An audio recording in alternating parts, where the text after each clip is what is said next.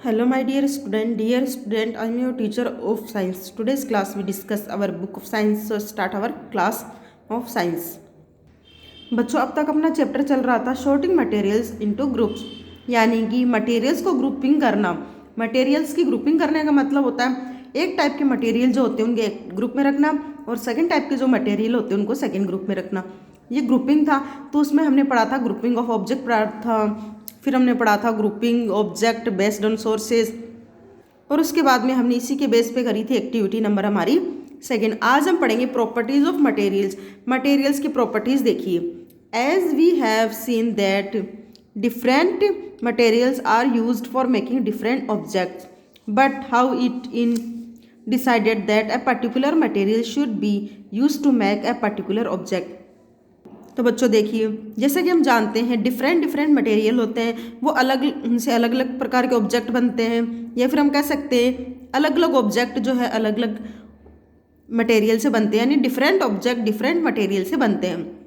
लेकिन ये कैसे पता चलता है कि कौन से मटेरियल का इस्तेमाल इस ऑब्जेक्ट को बनाने में करना चाहिए? जैसे कि हमें कैसे पता चलेगा कि हमारे घर पे जो कंटेनर है, वाटर कंटेनर है, अदरवाइज जिसमें हम राइस स्टोर करते हैं, ये सब कंटेनर जो है या फिर एनीथिंग हमारे घर में जो होता है, ये किस ऑब्जेक्ट से बनना चाहिए हमें कैसे पता चलता है? It is basically decided on the basis of the property of materials and the purpose for which the object was will be used. अब देखिए, ये क्वेश्चन तो हमारे माइंड में अराइज हुआ था कि हमें कैसे पता चलेगा कि कौन से मटेरियल का इस्तेमाल किस प्रकार के ऑब्जेक्ट को बनाने में करना चाहिए, यानी किसी भी ऑब्जेक्ट को किस मटेरियल से बनाना चाहिए हमें कैसे पता चलेगा? तो बच्चों ये पता चलता है हमारा उस मटेरियल की जो प्रॉपर्टीज़ होती है, उसके गुण जो होते हैं, और जिस चीज़ के लिए हमें वो यूज़ करना है, जिस वस्तु का इस्तेमाल हम हमारे पर्पज़ के लिए करते हैं, इसके लिए हमें पता चलता है प्रॉपर्टीज़ के बेस पे हम पता कर सकते हैं, या फिर हम जिस कार्य के लिए हमें वो ऑब्जेक्ट चाहिए इसके आधार पर डिसाइड किया जाता है कि ये मटेरियल इस ऑब्जेक्ट के लिए सही होगा। देखिए एग्जाम्पल दिया गया। फॉर एग्जाम्पल, उदाहरण के तौर पे देखिए, we do not store water in container made up of paper और क्लॉथ बिकॉज पेपर और cloth will absorb the water and the rest of the water will leak from them. Thus water is stored in glass, metal or earthen pot as they can hold water. Following are the various properties of materials based on which we can group them. अब example के तौर पे हमें क्या बताया? हमें बताया है एग्जाम्पल के तौर पे आप देखिए, आप पानी जो है स्टोर नहीं कर सकते। किस में स्टोर नहीं कर सकते? पेपर या फिर क्लॉथ के कंटेनर में बने। दिया आपने पेपर के से बना हुआ कोई कंटेनर का मतलब होता है बड़ा सा कोई यूटेंसिल्स आप बोल सकते हो, बड़ा सा सामान बोल सकते हो जिसके अंदर आप इकट्ठा कर सको, स्टोर कर सको। तो आप पानी को ना तो पेपर के कंटेनर में स्टोर कर सकते हो, ना कपड़े के कंटेनर में स्टोर कर सकते हो, क्योंकि आप अच्छे से जानते हो पानी जो है वो कपड़े को और पेपर कंटेनर को अब्जॉर्ब कर लेते हैं। ये सब पानी को अब्जॉर्ब कर लेते हैं। पानी का अब्जॉर्प्शन किसके द्वारा हो जाता है? पेपर या फिर कपड़े से बने हुए कंटेनर से। और जितना पानी अब्जॉर्ब कर सकते थे आपके कंटेनर वो कर लेंगे, और जो रेस्ट वाटर है यानी बचा हुआ पानी है वो सारा लीक हो जाता है। इसीलिए पानी को स्टोर किया जाता है हमेशा ग्लास में, मेटल में, या फिर अर्थन पॉट का मतलब होता है मिट्टी से बने हुए मटके, इनके अंदर स्टोर किया जाता है ताकि वो पानी होल्ड कर सके, क्योंकि ये अब्जॉर्ब तो कर लेते हैं लेकिन इनसे वाटर लीक नहीं होता। जैसे कि आपका अर्थन पॉट है, मिट्टी का घड़ा है, ये पानी अब्जॉर्ब कर लेता है लेकिन इससे वाटर लीक नहीं होता। लेकिन ग्लास, मेटल और बाकी की जो सॉलिड आइटम्स हैं उसके अंदर हम वाटर को स्टोर कर लेते हैं। अब यहाँ कुछ देखो प्रॉपर्टीज़ दी गई। प्रॉपर्टीज़ का मतलब होता है गुण, या मटेरियल्स के कुछ गुण दिए गए हैं जिनके बेस पे हम इनको ग्रुपिंग करेंगे। तो सबसे फर्स्ट जो है ना प्रॉपर्टी है, गुण जो है इसका हार्डनेस। हार्डनेस का मतलब होता है कठोरता, यानी आप जानते हो कई चीज़ें हार्ड होती है, कई सॉफ्ट होती है। तो ये क्या होता है वो देखिए, some materials are hard to compress by hands while others can be compressed easily. कुछ मटेरियल्स ऐसे होते हैं जिनको दबाने से वो नहीं दबते हैं, हार्ड होते हैं, और कुछ मटेरियल्स ऐसे होते हैं जिनको दबाने से वो इजीली दब जाते हैं। Those materials which are difficult to compress are called hard materials, while the one that can be compressed easily are called soft materials. ऐसे मटेरियल्स जो दबाने से आसानी से दब जाते हैं उनको सॉफ्ट मटेरियल कहा जाता है, नरम कहा जाता है। और ऐसे मटेरियल जो आसानी से दबाने से दबते नहीं है, यानी उनमें डिफ़िकल्टी होती है दबाने में या फिर वो बिल्कुल ही नहीं दबते, तो उनको कहा जाता है हार्ड मटेरियल। ऐसे इन वस्तुओं से जो मटेरियल बनते हैं यानी जो आसानी से कंप्रेस नहीं होते उनको हार्ड मटेरियल्स कहा जाता है। यहाँ देखिए आपको एक एक्टिविटी दी गई है, complete the table by marking tick for yes and cross for no. आपको यहाँ जो टेबल दी गई है उस टेबल के अंदर आपको जहाँ आपका यस होगा वहाँ आप राइट का मार्क करेंगे और जहाँ आप नो करने वाले वहाँ आप क्रॉस का मार्क करेंगे। देखिए यहाँ एक कॉलम में मटेरियल दिया गया है, दूसरे कॉलम में हमें बोला गया हार्ड मटेरियल और थर्ड में है सॉफ्ट मटेरियल, यानी दोनों जो कॉलम्स है उसमें आपको सॉफ्ट और हार्ड मटेरियल्स को राइट और रॉन्ग करना है। तो सबसे पहले आप डिसाइड करोगे कि मटेरियल कैसा है। जैसे स्टोन है, स्टोन कैसा है, हार्ड है या सॉफ्ट है, क्या स्टोन दबाने से दब जाता है या फिर नहीं दबता है। तो आप अच्छे से जानते हो पत्थर को कितना भी दबाओ वो नहीं दबता है, तो ये क्या है हार्ड मटेरियल। तब हार्ड पे राइट का मार्क करोगे और सॉफ्ट पे क्रॉस का मार्क करेंगे। फिर है कैंडल। कैंडल क्या होती है बच्चों, हार्ड होती है या सॉफ्ट होती है। तो आप अच्छे से जानते हो कैंडल जो होती है सॉफ्ट होती है, तो यहाँ सॉफ्ट पे राइट का मार्क करोगे और हार्ड पे क्रॉस का मार्क करोगे, क्योंकि अगर आप कैंडल को दबाते हो तो वो आसानी से दब जाती है। फिर है इरेजर। इरेजर देखिए बच्चों, इरेजर हार्ड होता है या सॉफ्ट होता है, इरेजर भी सॉफ्ट होता है, तो यहाँ भी हम राइट का मार्क करेंगे और यहाँ क्रॉस का मार्क करेंगे। फिर है हैमर। हैमर का मतलब वो हथौड़ा। हथौड़ा किससे बना होता है, आयरन से बना होता है, तो ये क्या होता है हार्ड होता है, तो हार्ड पे राइट का मार्क करेंगे और सॉफ्ट के क्रॉस का मार्क लगाने वाले हैं। यूटेंसिल्स यानी घरों में जो बर्तन काम में आते हैं उनको दबा के देखो वो इजीली दबते नहीं है। क्यों नहीं दबते, क्योंकि वो हार्ड मटेरियल से बनते हैं, इसलिए यहाँ हार्ड पे राइट का मार्क करेंगे, सॉफ्ट पे क्रॉस का मार्क। फिर है चेयर। चेयर क्या होती है, हार्ड मटेरियल है या सॉफ्ट मटेरियल, तो चेयर जो होती है वो हार्ड मटेरियल होती है, तो यहाँ हमने हार्ड पे राइट का मार्क लगाया, क्रॉस किस पे किया है, सॉफ्ट मटेरियल से। तो यहाँ आपने क्या किया, यहाँ आपने सॉफ्ट और हार्ड मटेरियल की टेबल पे आपके पास जो मटेरियल मिले हैं उनको हार्ड और सॉफ्ट में आपने ग्रुपिंग इनकी करी है। किसके बेस पे, हार्डनेस के बेस पे। तो ये तो पहला प्रॉपर्टी हो गई किसकी, मटेरियल्स की हार्डनेस। हार्डनेस जो है, हार्डनेस जो होती है वो मटेरियल्स का फर्स्ट प्रॉपर्टी हमने पढ़ी है। 10 objects can be grouped according to their hardness. तो इस प्रकार हम कह सकते हैं कि ऑब्जेक्ट को उनकी हार्डनेस के बेस पे भी ग्रुपिंग की जा सकती है। अब सेकंड जो प्रॉपर्टी वो मैग्नेटिक और नॉन मैग्नेटिक। मैग्नेट किससे कहा जाता है, नॉन मैग्नेटिक किससे कहा जाता है, वो आपको मैं एक बार रफली बता देती हूँ। मैग्नेट का मतलब होता है चुंबक, जो क्या करती है, लोहे को अपनी ओर आकर्षित करती है। यानी कि जब कोई आयरन या लोहा किसी भी वस्तु के प्रति अट्रैक्ट होता है तो वो किससे अट्रैक्ट हो सकता है, एक लोहा जो है वो हमेशा ही मैग्नेट से अट्रैक्ट होता है, यानी चुंबक से आकर्षित होता है, चुंबक की तरफ खींचा चला जाता है। नॉन मैग्नेटिक का मतलब होता है ऐसी चीज़ें जो मैग्नेट से अट्रैक्ट नहीं होती है, तो इसको हम डिटेल में अभी पढ़ेंगे। What do you observe when you bring magnet near to iron nails or any object made of iron?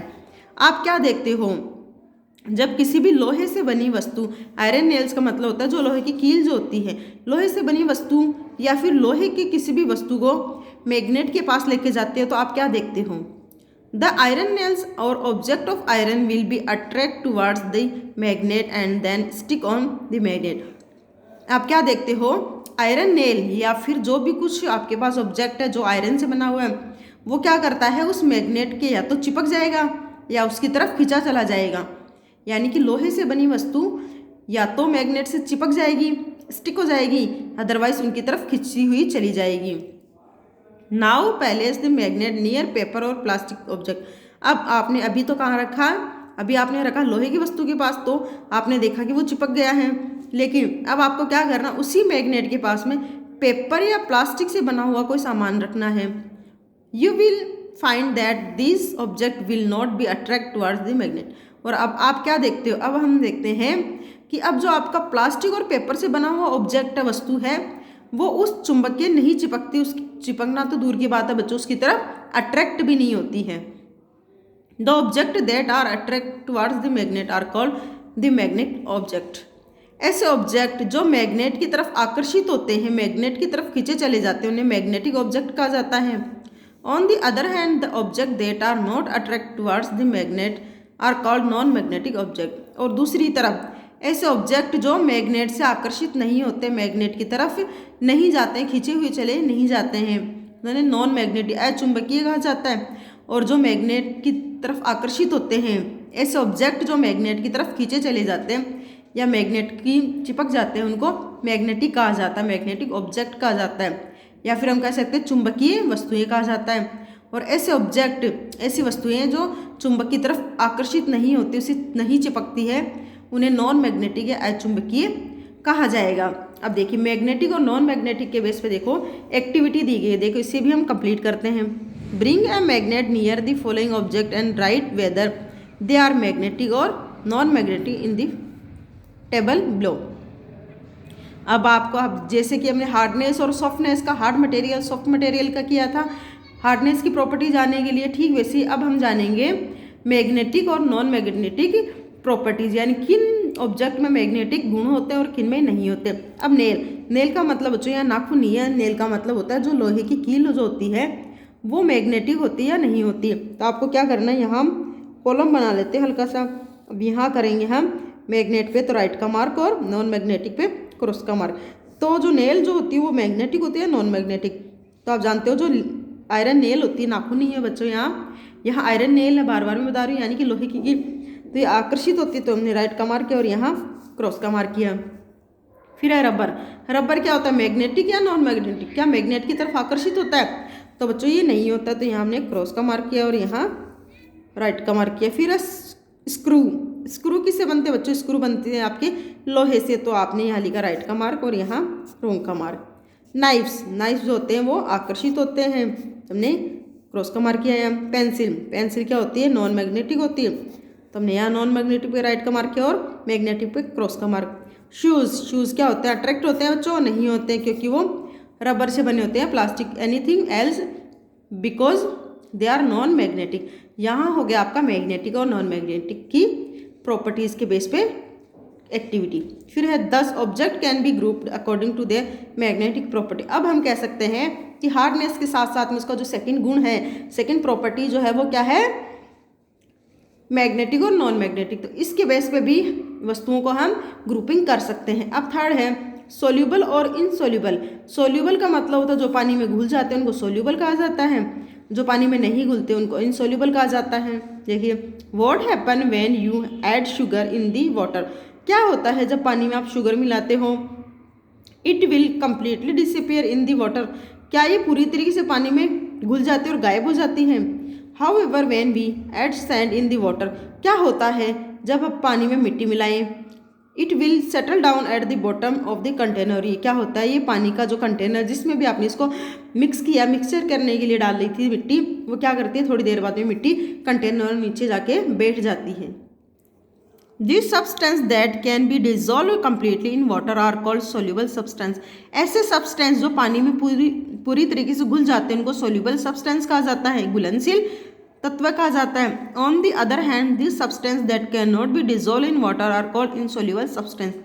दूसरी तरफ ऐसे सब्सटेंस जो पानी में आसानी से नहीं घुलते या फिर कह सकते हैं पानी में नहीं घुलते हैं, उनको इनसोल्यूबल कहा जाता है, अघुलनशील तत्व कहा जाता है। अब इसी की बेस पे देखिए यहाँ इस 5 एक्टिविटी को हम करते हैं। Collect the following materials and add them in water, write whether they are soluble और इनसोल्यूबल सब्सटेंस। अब देखिए यहाँ आपको कुछ सब्सटेंस दिए गए, आपको इन्हें पानी में घोलना है और फिर आपको राइट का मार्क लगाना है। कहाँ?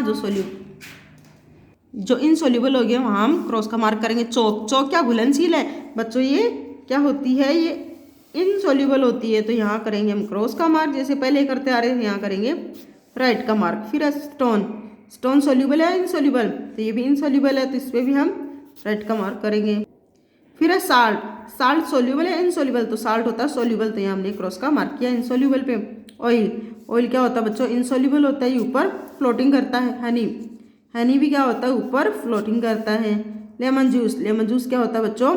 घुलनशील होता है। तो ये हमने क्या किया है, हमारी एक्टिविटी को कंप्लीट किया है। अब देखिए apart from solid and liquid substance some gases are also soluble in water, ordinary water has certain gas dissolve in it.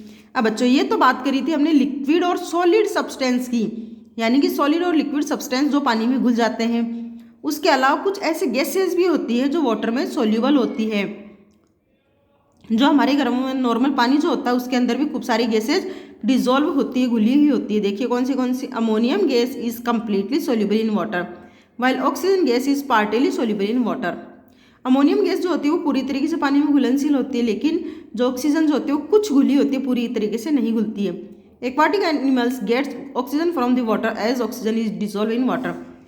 और जो एक्वाटिक एनिमल होते हैं, पानी में रहने वाले जीव होते हैं, वो इसी पानी में घुली हुई ऑक्सीजन का इस्तेमाल करते हैं। They can not survive in the water the lacks of oxygen. वे उस पानी में जिंदा नहीं रह सकते जिसमें ऑक्सीजन की कमी हो। आप जानते हो वाटर का फॉर्मूला क्या होता है, H2O। दो मॉलिक्यूल किसके होते हैं, H2O, यानी कि दो मॉलिक्यूल आपके हाइड्रोजन गैस के और वन मॉलिक्यूल किसका हो गया, ऑक्सीजन का। Carbon dioxide gas mix in soft drinks with pressure. Carbon dioxide जो गैस होती है, CO2 जो होती है, वो प्रेशर के साथ में सॉफ्ट ड्रिंक में डिजोल्व होती है, मिक्सअप होती है। द फिज और the bubbles in the cold drinks show the present of carbon dioxide gas. और आप जब कोल्ड ड्रिंक जब आप पीते हो, सॉफ्ट ड्रिंक जब पीते हो, तो उसके अंदर जब बुलबुले निकलते हैं बाहर, इसका मतलब क्या होता है कि इसके अंदर कार्बन डाइऑक्साइड घुली हुई है। 10 object can be grouped according to their solubility in water. और इस प्रकार हम सोल्युबिलिटी पानी में घुलनशीलता के आधार पर भी मटेरियल्स को या फिर ऑब्जेक्ट को ग्रुपिंग कर सकते हैं। तो ये तो आज हमने किया था सॉफ्ट और हार्ड मटेरियल्स के बारे में, यानी कि प्रॉपर्टीज पढ़ी थी, हार्डनेस पढ़ी थी, मैग्नेटिक नॉन मैग्नेटिक पढ़ा था और सोल्यूबल इनसोल्यूबल। तो ये आज जो 3 एक्टिविटी मैंने करवाई, activity number 5, activity number 4, activity number 3, ये तीनों एक्टिविटी आज आप नोटबुक में अच्छे से राइट डाउन करेंगे। बाकी का जो हमारी प्रॉपर्टीज है वो हम नेक्स्ट क्लास के लिए रखते हैं। अगर कन्फ्यूजन आपको है तो आप हमें कमेंट करके पूछ सकते हैं। Thank you so much for watching this video. Have a great day.